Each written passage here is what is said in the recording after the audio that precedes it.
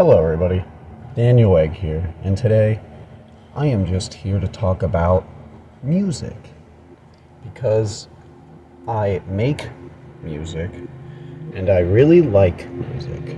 I listen to a lot of it all the fucking time because I have nothing else to do. So I just listen to music all the fucking time. And you know, I've listened to a lot of shit at this point of various genres. And basically, these are just a few recommendations that I've personally heard as of late. So if you'll indulge me in that, I think we'll have a decent little time here. So to start off, JPEG Mafia and Danny Brown, the new album Scaring the Hose. That's great. You should listen to that album if you haven't already. And that EP they just dropped with it. Where the album cover is like a vape box. And it's fucking awesome. It's hilarious. So yeah, you should. It's great fucking music. Scaring the Hose. JPEG Mafia, Danny Brown. They're both, and you should listen to both of their music separately. Danny Brown is they're both great fucking. Just listen to them. Just listen. All of them, I'm not even gonna fucking waste my time explaining it. Just listen to it. I promise you, you won't fucking regret it. But anyway, moving on. I recommend Death Grips, of course. I've been listening to Death Grips for fucking years now. I'm seeing them in concert soon, in a month or so. And it's going to be a great fucking time. They're actually the first band I ever saw in concert. It was fucking insane. So I'm excited. I'm definitely excited.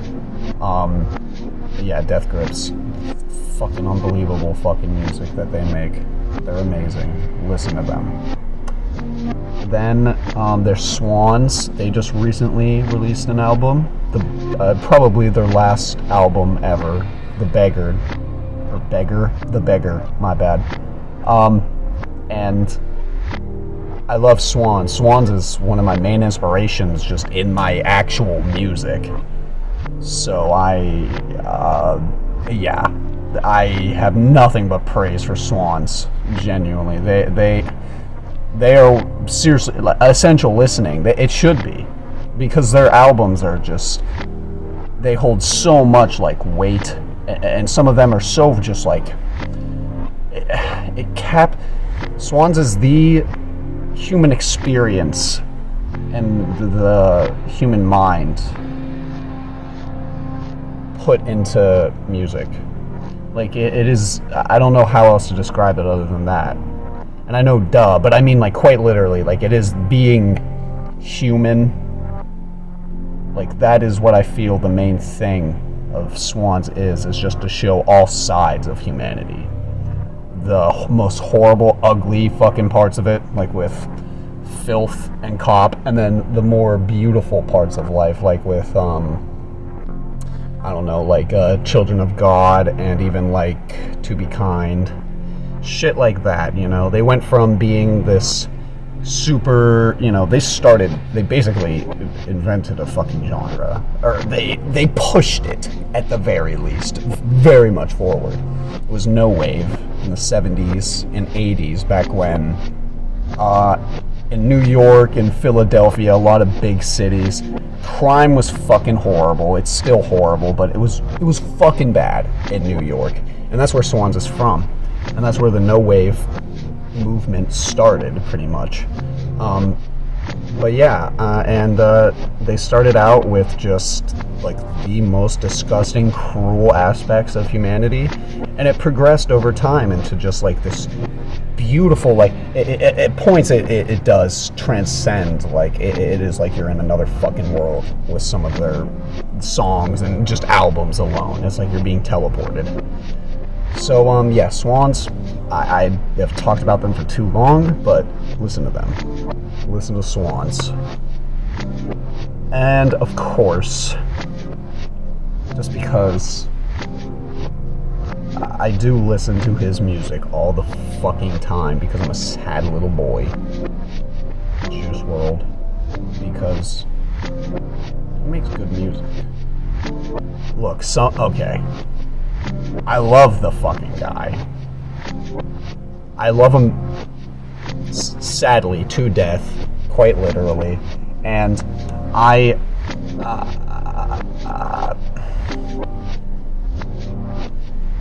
just feel some kind of way about his posts. The fuck, post-mortem? What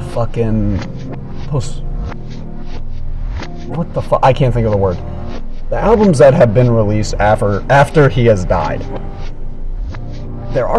I do like those albums, but I feel like they would definitely be different. Obviously, if he was still alive and would have been able to actually create and expand on his music more.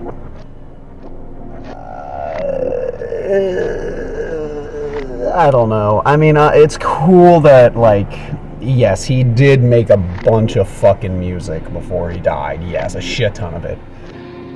And I'm pretty sure his family's, like, okay with it, to my understanding. I mean, I don't know. It's probably a very tough situation. I can't fucking imagine it. So, yeah, no, listen to Juice WRLD. Mainly I would say his first two albums. His first album's fucking amazing. I love every fucking song on that album. Fucking Goodbye and Good Riddance. I should just say it. Death Race for Love is like, it's good, but it feels like he was cramming a bunch of shit together, just like,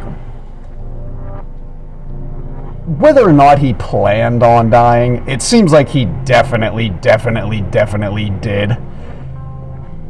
It does seem like he was trying to wrap things up, unfortunately. Like, it seems like he was like, yeah, I'm not gonna be here too much longer. And that's really fucking sad. It's fucking heartbreaking. Jesus. But, listen to Juice WRLD. And, that's it for now. I'm just gonna recommend 4 right now. Here, I'll throw in one more. Let me think for a second. It'll be a special Daniel Egg surprise. Oh, Tame Impala, perfect. Tame Impala is probably right now my favorite fucking band. A lot of people know who Tame Impala is, but I feel like a lot of people still don't really know who he is. Fucking makes the best, maybe not the best. I just love his music so fucking much. Like every album, like every fucking song. Shit, ow. I love it so much.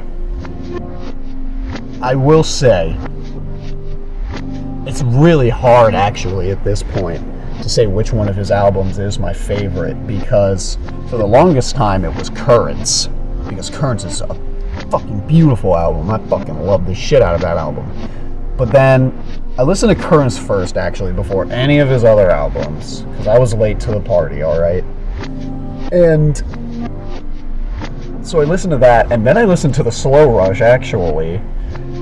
And then I'm like, holy shit, this is also fucking amazing. But then I listened to fucking Lonerism, and I'm like, wait a minute, this is something completely different. Because that is more so, with Currents and the Slow Rush, that is definitely more like psychedelic, like dance, pop music, like, for sure. But his first 2 albums, Inner Speaker and Lonerism, are definitely like straight up psychedelic rock. Like, straight up, like, influenced by, like, the Beatles and shit, like, all the way through. And then, once he hit Currents, he kind of hit this, like, new wave inspired kind of feeling. He just embraced pop music a lot more. And there's nothing wrong. And sort of, like, with Currents, because Tame Impala has made a shit ton of music with, like, rappers at this point. For some reason, rappers love his fucking shit. I mean, I don't blame them. It's just an interesting blend. Like this, I guess it is because, like, with trap music and shit, it has kind of I feel like a lot of it kind of does tend to be more psychedelic now, in a way. In a way, not fucking all of it. Obviously, you still have like your stereotypical fucking trap music and shit. But I feel like a lot of the bigger artists are just, they're really into the psychedelic shit right now, and I fucking love it, personally. I hope it keeps going that direction, because I love that shit so much. But yeah, Tame Impala, he's also a huge inspiration to me. I fucking love him. Kevin Parker, oh my god, and I love you. But that's gonna about do it for this video. I'll do another one in the future, and I'll recommend some more artists and some more music. Oh, I completely lost my train of thought, and I spit like a disgusting pig. With Tame Impala, the album that is my favorite now is just, I can't. It's too hard. Honestly, at this point, it's probably a tie between the Slow Rush and Loner. No, Lonerism and Currents are probably tied, and then the Slow Rush immediately after. And then I really do like Inner Speaker a lot. It's just not as much. Like, it is still a really good album though. Listen to all his shit, all his B-sides, like all that shit you should listen to, because it's fucking amazing.